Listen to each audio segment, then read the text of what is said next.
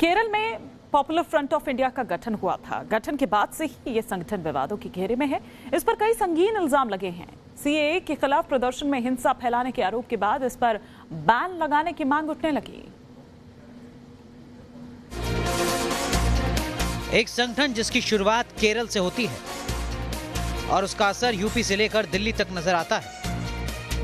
PFI, जिसका full form है popular front of India, CAA के खिलाफ भड़के हिंसा को लेकर विवादों के केंद्र में है। सीएए के खिलाफ देश में हुई हिंसा के पीछे पीएफआई की साजिश बताई जा रही है। आरोप है कि इसके समर्थकों ने लोगों को हिंसा के लिए भड़काया और इसके साथ साथ हिंसा की फंडिंग भी की।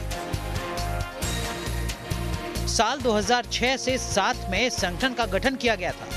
इसके बाद से ये संगठन विवादों में है। पीएफआई पर कई संगीन आरोप लगे हैं। इसमें सबसे संगीन आरोप है प्रतिबंधित संगठन सिमी से कनेक्शन का। पीएफआई नेता अब्दुल रहमान और अब्दुल हमीद सिमी के सदस्य रह चुके हैं। देश विरोधी गतिविधि के लिए सिमी पर प्रतिबंध लग चुका है। यूपी पुलिस और सरकार का मानना है कि सिमी का ही रूप है पीएफआई। कि जो घटना हो रही है या जो हो गई है, अब तो नहीं हो रही है, अब होने नहीं देंगे, उस पर पूरी तरह से नियंत्रण है। लेकिन जो हुई है उसमें जो जांच हो रही है, जांच में जो भी दोषी पाए जा रहे हैं, वो सिमी का बदला हुआ रूप पीएफआई है।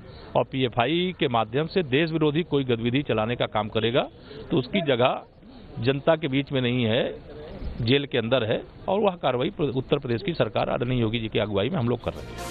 सिमी से कनेक्शन के अलावा और भी कई गंभीर आरोप हैं पीएफआई पर। जब से पीएफआई वजूद में आया है वो विवादों में ही रहा है।